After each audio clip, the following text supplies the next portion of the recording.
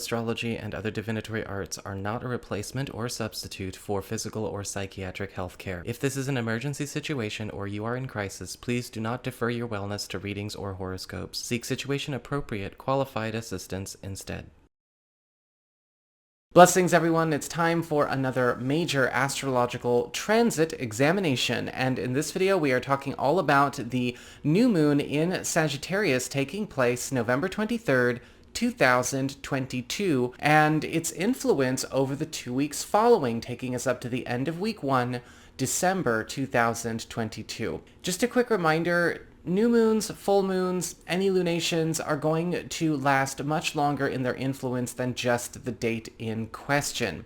We're also going to be covering some aspects that are not involved with this new moon directly. This new moon is quite unencumbered. It's not really making any kind of aspects to any other celestial bodies in the chart. It's very clear. It's very clean. But we have a lot of activity going on the periphery. We're going to be talking about Jupiter, which will be standing still on the 23rd and turning direct in Pisces on the 24th. We're going to be talking about Mars retrograde and its square to Neptune, which is building up for that weekend. And we're going to be talking about Jupiter's sextile to Pluto in Capricorn at the time of this new moon and how this all comes together into a very rich tapestry. Keep in mind, for this new moon, I am leaving a list in the down bar below of all signs and what areas of life are coming into primary focus for each sign. And so you can just open the down bar and look at the sign you want to look at. Don't forget, of course, to look at your ascendant. If you ever want to get a session with me, you can go on ahead to my website. It's integrativemysticism.com, or you can follow the links in the down bar below. And don't forget to like, share, and subscribe. You know I appreciate it. And of course, engagement helps this channel out a lot. And for tarot fans, you'll be happy to know weekly tarot forecasts for each sign are available for everyone for free now. And you may or may not have seen them already. They've been coming up for a few weeks, but you know, the algorithm takes a little while to catch up to changes like that. But you can always just come back on Fridays and look at the tarot playlist and they will be there, and you can go and check that out whenever you'd like. So what is going on when it comes to this new moon? New moons, as you've probably heard me say before, are all about seed plantings, new beginnings, initiations, and fresh starts that create new long-term commitments. I teased it a little bit in the November monthly astrology forecasts, but this new moon is quite strong because it is getting colored by a lot of background or peripheral aspects that are happening all in the same period, all around the same weekend. A new moon in Sagittarius is all about expansion, growth, worldliness, wisdom, accuracy, and reach, which is why this is such a powerful moon for everybody, because there is a focus on better roads and getting out of one's box. A lot of the times with the new moon in Sagittarius, there is a focus on answers to questions, solutions to puzzles, and the clearing of mysteries as it relates to the attainment of goals and aspirations, or anything that we are looking to maybe grow or bring into a new space of success. The new moon in Sagittarius is teaching us how to, well, do things better than the way we have done them so far. And this can show up in a way where we are seeing roads open to new profit, new ways to popularize or market ourselves, new ways to expand our own horizons, new ways to get ourselves out there, connect with more people, and to give ourselves a brighter sense of home in the world. If I've been going about it the wrong way, well, what's the right way? That's how a new moon in Sagittarius works. We also have Jupiter standing perfectly still on this day and turning direct on the 24th, just, the day after.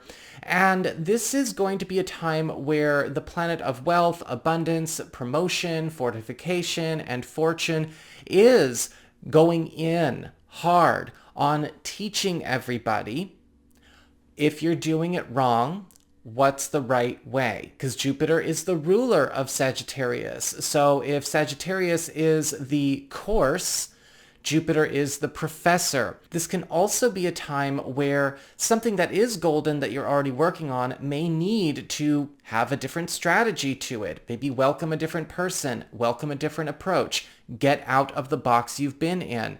Because Jupiter is going to, of course, also be doing the other Jupiter thing, which is presenting a lot of novelty, a lot of adventure, a lot of exploration, experimentation, and creativity, and a lot of incentive to back it up.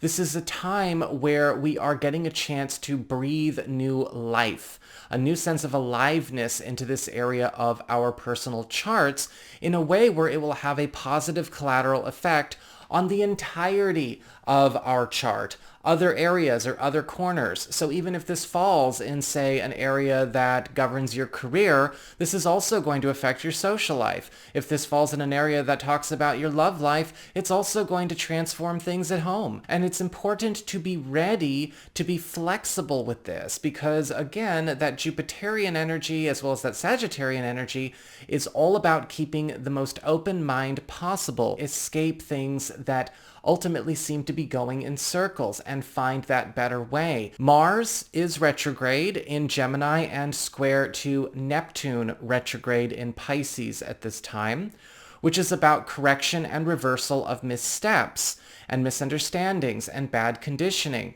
And when this happens, right, Mars retrograde in Gemini, Gemini is all about information, and Neptune, very slippery, mysterious Neptune in Pisces, the mystery itself, is going to be also showing us where we've maybe been taught how to do things the wrong way, or where maybe a certain system, right, because Mars retrograde is all about breaking down systems, a certain system, a certain school of thought, or a certain maybe belief that has been ever present in either oneself, a business, a family, or even a community has been working against itself or preventing some kind of breakthrough, some kind of epiphany, some kind of evolution or growth, and in a way very much helping to highlight where we do need to get out of our box first.